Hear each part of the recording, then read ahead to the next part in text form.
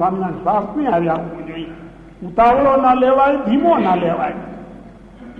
અને પેન્સિલે ટપકા મૂકતો આવ્યો. 5 મિનિટ બરાબર થઈ એટલે ટપકા ગણ્યા કે અમારા 75 થયા. ટપકા 75 થયા. ત્યારે 5 મિનિટના 75 તો 12 કલાકના 900 થયા. 12.9. પછી 24 કલાકનો દિવસ, ત્યારે 24 નવામાં 100 હોય એલા તો આ તો ભારે હિસાબ મળી ગયો. 21,600. એ ખોટું નહીં, મને તો હરખ આવ્યો કે આજે આ શાસ્ત્ર બધા આ પ્રયોગ રીતે સિદ્ધ થઈ ગયા. સાચું થઈ 21,600. શું મારા વડીલ સંતોએ લખાણ કર્યા કે આવી રીતે આ જીવ શ્વાસ લે. પછી તો વિચારે ચડ્યો ને કે આપણે કેટલા વર્ષ અત્યારે થયા, એના દિવસ કેટલા થયા અને શ્વાસ કેટલા થયા.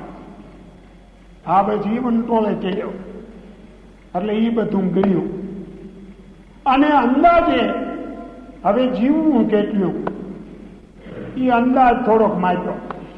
એટલે બધાનો સરવાળો ભેળો થયો કે ભાઈ આટલા શ્વાસ થાય. આ ભૂમિ ઉપર કેદી આત્મા ભગવાનની ઈચ્છા હોય અને જીવે તો આટલા શ્વાસ લે, પછી વધારે ઓછા તો ભગવાનની ઈચ્છા.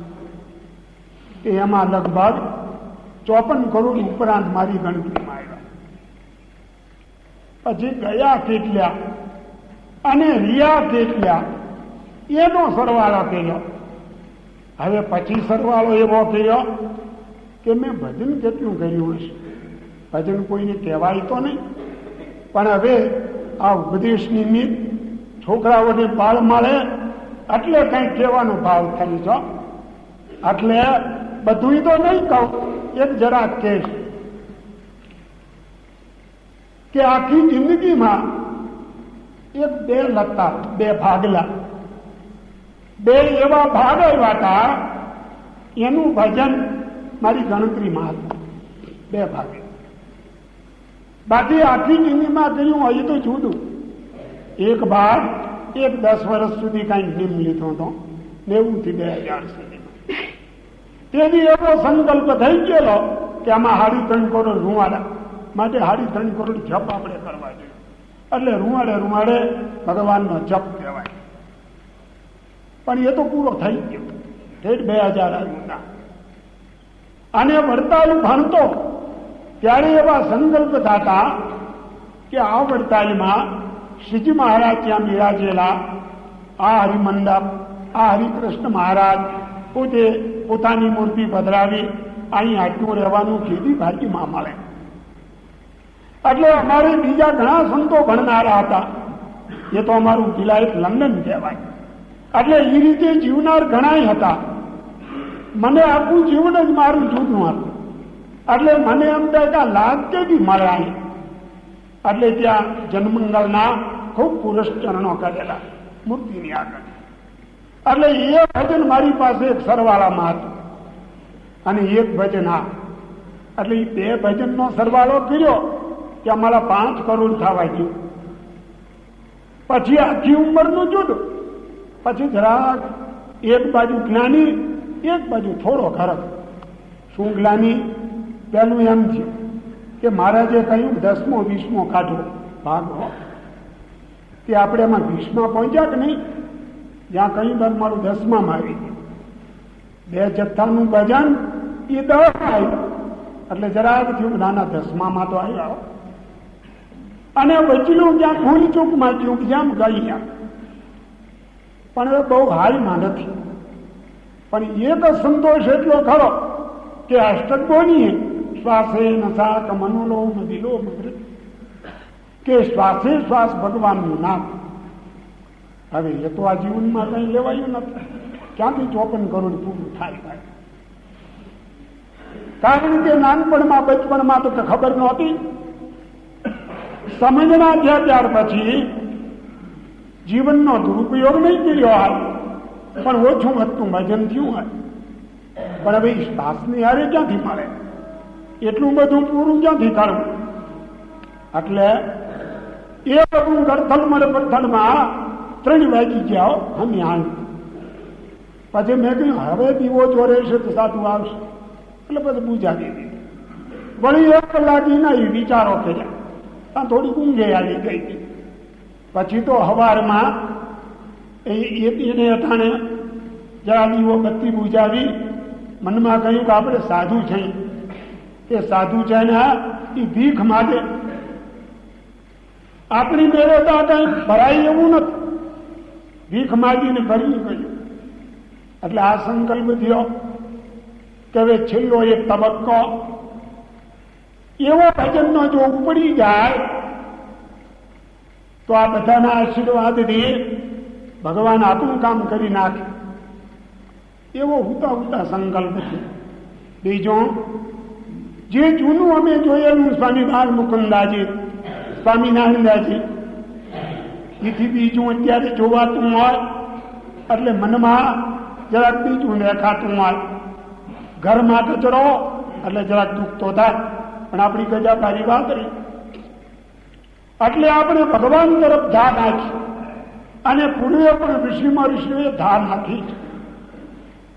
એટલે એ દીઠેલો માર્ગ છે, અણદીઠો માર્ગ નથી.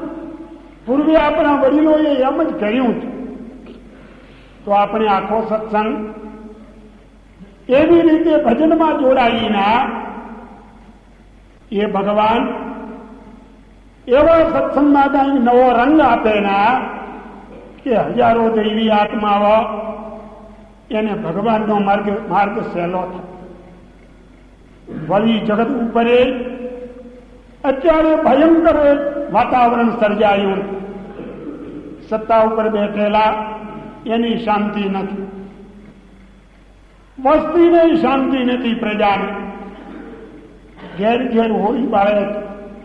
બાપ દીકરાનો નથી, દીકરો બાપનો નથી, સાસુ બહુની નથી, બહુ સાસુની નથી.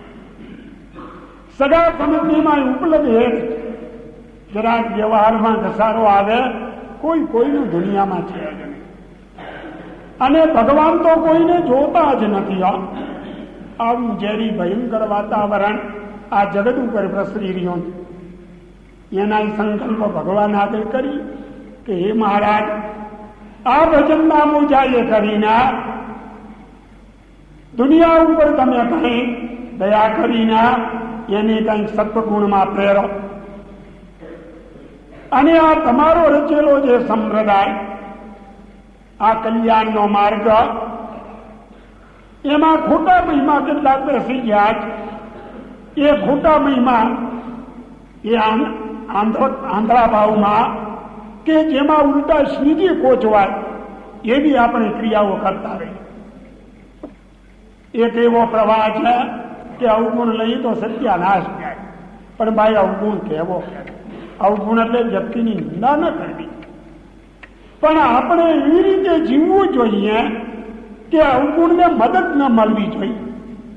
આપણે કોઈને કહેવું નહીં, પણ આપણું જીવન દેખીને કોઈનો નબળું કરતા અટકવો જોઈએ. પણ એને તમે ભેળા પડો અથવા એને મદદરૂપ થઈ જાઓ એટલે કહે છે શું કે એનો ગુણ લેવો, અરે તો અધર્મનો ગુણ લીધો. તમે એને રોકોમાં, પણ તમે જીવન એવું જીવો કે કોઈનો તમારાથી ડરે, દેખીને ડરે કે આને આ ગમતું નથી, એટલું તો સમજતો થાય. પણ ઓલા પોતે એ ભૂલી જવાનું. એટલે આપણે કોઈની વ્યક્તિના અથવા કોઈનો દ્રોહ એમ લેવો નથી, આપણે જ ભજન કરવા મંડી જાય. એટલે આપણું તો કલ્યાણ છે જ.